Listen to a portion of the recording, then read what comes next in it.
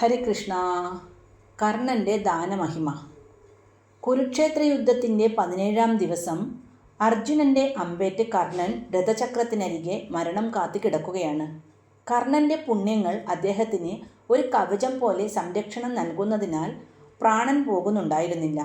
ഈ സമയത്ത് കർണൻ്റെ ദാനശീലം ലോകത്തിന് കാണിച്ചു കൊടുക്കുവാൻ ഭഗവാൻ കൃഷ്ണൻ തീരുമാനിച്ചു.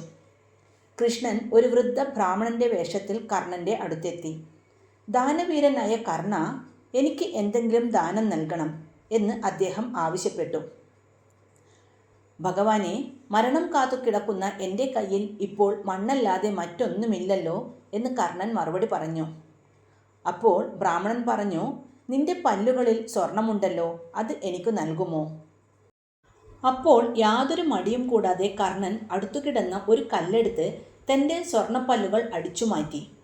രക്തം പുരണ്ട ആ പല്ലുകൾ ബ്രാഹ്മണന് നേരെ നീട്ടി. എന്നാൽ രക്തം പുരണ്ട ദാനം താൻ സ്വീകരിക്കില്ലെന്ന് ബ്രാഹ്മണൻ പറഞ്ഞു.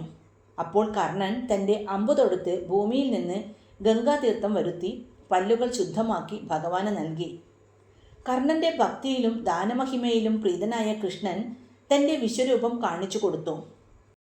അടുത്ത ജന്മത്തിൽ നിനക്ക് ആരാകണം എന്ന് കൃഷ്ണൻ ചോദിച്ചപ്പോൾ കർണൻ പറഞ്ഞ മറുപടി ഇങ്ങനെയായിരുന്നു: അടുത്ത ജന്മത്തിലും എനിക്ക് ദാനം ചെയ്യാനുള്ള കഴിവ് നൽകണം, അല്ലാതെ ദാനം വാങ്ങാനുള്ള കൈകളല്ല വേണ്ടത്. ഇതായിരുന്നു കർണൻ്റെ മറുപടി. ഹരേ കൃഷ്ണ.